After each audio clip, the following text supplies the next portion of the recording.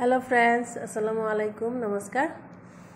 আজি মই অন্য এটা ভিডিও লৈ আহিছো আপোনালোকৰ মাজত চাই থাকক। আজি মই কি বনাইছো আৰু ভাল লাগিলে লাইক শেয়াৰ কমেন্ট কৰিব সাবস্ক্ৰাইব কৰিব। মই আজি ইফতাৰ স্পেশালিষ্ট বনাইছো মানে ইফতাৰৰ কাৰণে মই বনাব লৈছো হালুৱা সুজিৰ হালুৱা আৰু লুচি বনাম। মই কেনেকৈ বনাও চাব আপোনালোকে। মই সুজি লৈছো 200 গ্ৰাম মান হ'ব 200-250 গ্ৰাম মান মানে পোৱামান হ'ব জোখৰ লৈছো। লৈ পেলাই মই সুজিখিনি আগতে ভাজি লৈছো। মই কিন্তু প্ৰথমতে ঘিচি দিয়া নাই। আগতে মই অকমান মছলাটো যাবৰ কাৰণে মই অকমান ভাজি লৈছো। অলপ সময় ভাজা হোৱাৰ 5 মিনিট মান ভাজি লৈছো। ভাজা হোৱাৰ পিছত মই ঘি দি দিছো। এতিয়া ঘিত মই আৰু অলপ ভাজি লম মানে অকমান কালাৰটো হোৱালৈকে। অকমান কালাৰটো হলে মানে ভাল লাগে হালুৱাৰ কালাৰটো। অলপ কালাৰটো হোৱালৈকে মই এনেকৈ ভাজি লৈছো। ভাজি লোৱাৰ পিছত মই কিন্তু ইয়াত লিকুইড গাখীৰ নিদিওঁ। মই ইয়াত এতিয়া নৰ্মেল পানীয়ে দিম। তাৰ পিছত মই পাউডাৰ গাখীৰটো দিম। এতিয়া মই পানীখিনি উতলাই লৈছো।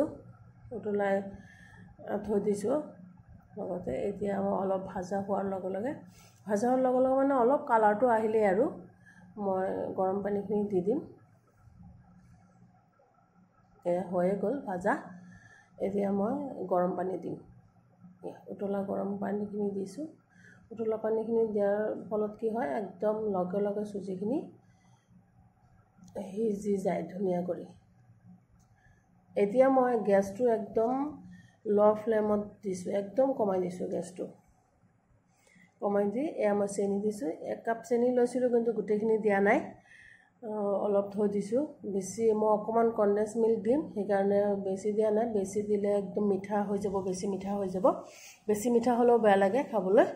সেইকাৰণে মই কনডেন্স মিল্ক দিম কাৰণে চেনিটো অলপ কমাই দিছো। কনডেন্স মিল্ক বুলি ক'লে মই মিল্ক মেডটো দিম। সব কি ধুনীয়া এতিয়াই ধুনীয়া লাগিছে একদম। মই হেৰিটো দিছো অলপ কনডেন্স মিল্ক। এইটোতো জানেই আপোনালোকে মিঠা বহুত মিঠা এইটোত। সেইকাৰণে মই চেনিটো কমাই দিছো। দি পেলাই এতিয়া টেক্সচাৰটো কি ধুনীয়া হৈছে। এনেকৈ গেছটো একদম লো ফ্লেম। মই আকৌ কৈ আছো বাৰে বাৰে গেছটো বঢ়াই দিলে কিন্তু ইয়াত নহ'ব। কাৰণ সুজিখিনি সিজিব লাগিব।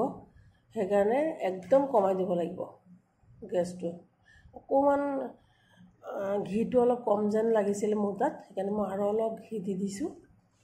এতিয়া মই 2-3টা মানে ইলাচি এনেকৈ অকমান ফাটাই পেলাই দি দিছো চেণ্টৰ কাৰণে আৰু ইলাচিটো। এতিয়া মই ইয়াত 1 কাপ জোখৰ পাউডাৰ গাখীৰ দিম। মই এতিয়া 1 কাপ জোখৰ 1 কাপ মানে এইটো ডাঙৰ হেৰিটো কাপটো এইটো মগটো ডাঙৰ সেইকাৰণে মই আধা দিছো। এইটো 2 কাপ মান জোখৰ আছে সেইকাৰণে মই আধা দিছো। 1 কাপ জোখৰ হৈছে। এতিয়া মই গেছটো একদম কমাই থৈ দিছো। এতিয়া মই অলপ পিস্তা লৈছো, কাজু কেইটামান লৈছো আৰু এলমণ্ড কেইটামান আৰু কিচমিচ। আপোনালোকে ইচ্ছা কৰিলে ইয়াত নাৰিকলো দিব পাৰে। কেঁচা নাৰিকলো ৰুকি পেলাই দিব পাৰে বা শুকান নাৰিকলটো টুকুৰা টুকুৰা কৰি পেলাই দিব পাৰে। মোৰ তাত কিন্তু আজি নাৰিকলটো নাছিলে কাৰণে মই দিয়া নাই। কিন্তু এনে দিলে ভালে লাগে। শুকান খেজুৰটো কাটি পেলাই দিব পাৰে।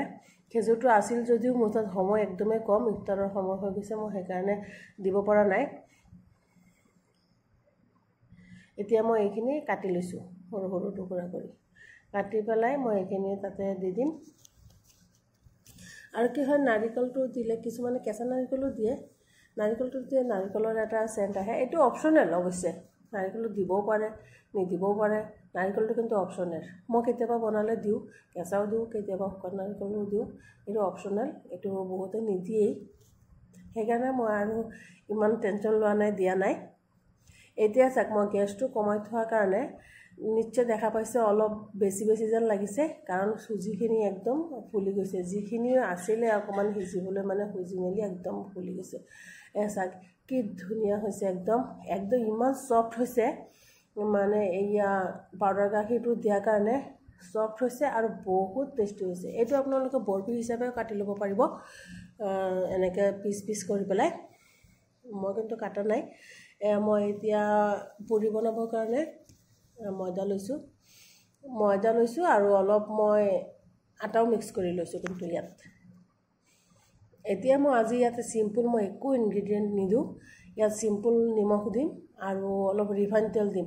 যিহেতু মই হেৰিখিনি হালোৱাখিনি বনাওঁতে ঘি দিছোঁ, আপোনালোকে দেখিছে পৰিমাণটো বহুত বেছি হৈছে ঘিৰ, সেইকাৰণে মই ইয়াত ঘি নিদিওঁ।